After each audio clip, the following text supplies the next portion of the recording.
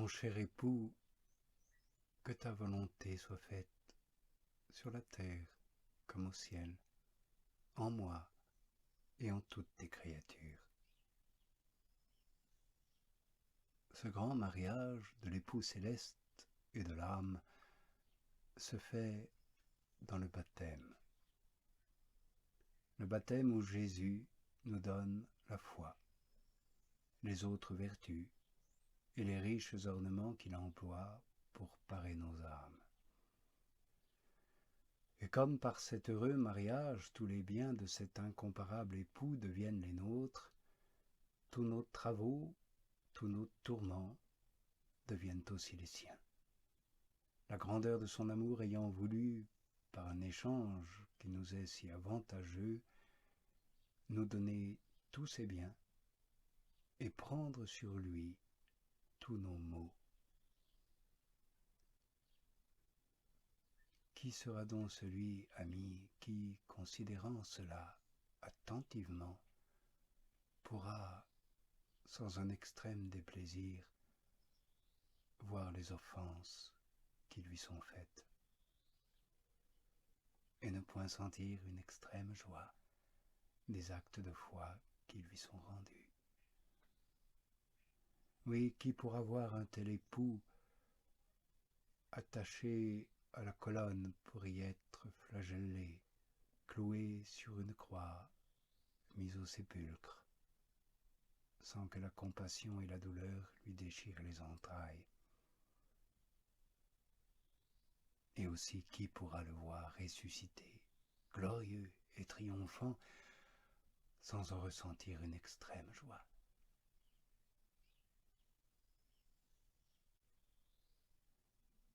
Il sera donc fort utile, lorsque nous prions cette demande « que ta volonté soit faite », de considérer notre époux dans le jardin des Olives, arrosant la terre de son sang, se prosternant devant son Père éternel et lui disant avec un entier acquiescement que ta volonté soit faite et non pas la mienne. Oui, il nous faut faire des actions de grand dépouillement, en résistant à notre propre volonté. Il nous faut renouveler les vœux de la mission qui est confiée à chacun en propre, selon son état de vie, avec une très grande joie de les avoir faits et d'avoir confirmé en les faisant ce mariage spirituel et divin que cet adorable époux a contracté avec nous dans le sacrement du baptême. Et après ce sacrement, cet adorable époux vient nourrir son épouse. Ainsi, cette quatrième demande, donne-nous aujourd'hui le pain dont nous avons besoin en chaque jour. Et cette demande convient fort bien avec ce nom de pasteur, puisqu'il est du devoir d'un pasteur de mener son troupeau chaque jour pour qu'il trouve la nourriture dont il a besoin. Et les noms de père, de roi et d'époux s'accordent naturellement fort bien avec celui de pasteur, puisqu'étant comme nous sommes ses enfants, ses sujets et ses épouses, nous avons droit de lui demander qu'il nous donne une nourriture conforme à sa haute majesté et à la grandeur du rang que nous avons l'honneur de tenir en qualité de ses enfants, de ses sujets, de ses épouses. C'est pourquoi nous ne disons pas qu'il nous prête ce pain, ou qu'il nous le fasse gagner. Non, il nous demande de lui dire qu'il nous le donne. Oui, nous ne lui demandons pas comme un pain étranger, mais nous le lui demandons comme le nôtre, parce qu'étant notre Père, et nous, ses enfants, les biens de notre Père sont les nôtres. incroyable mystère.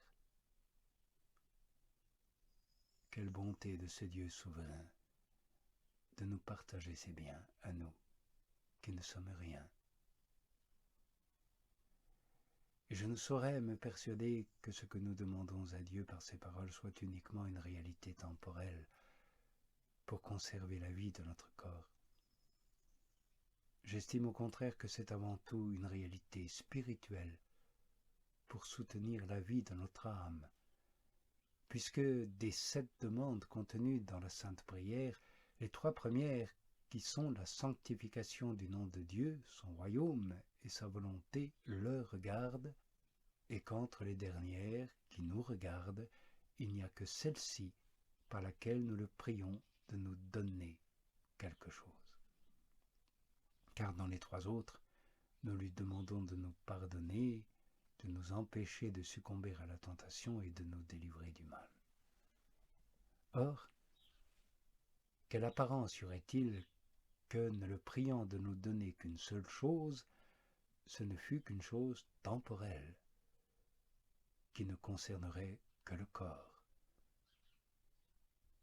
Joint à cela que les enfants d'un tel père auraient mauvaise grâce de ne lui demander que des choses si basses et si communes, alors qu'il les donne à tous les hommes, ainsi qu'à la moindre de ses créatures, sans qu'elle les lui demande, vu même qu'il nous avertit de demander et de rechercher avant toute chose ce qui regarde son royaume et sa justice, en nous assurant que quant au reste, il en prendrait soin. Nous le prions donc par cette demande de nous donner davantage le pain de la perfection évangélique, les vertus de la très sainte Eucharistie, et enfin tout ce qui peut entretenir et fortifier la vie spirituelle de nos âmes, plutôt que le pain du corps.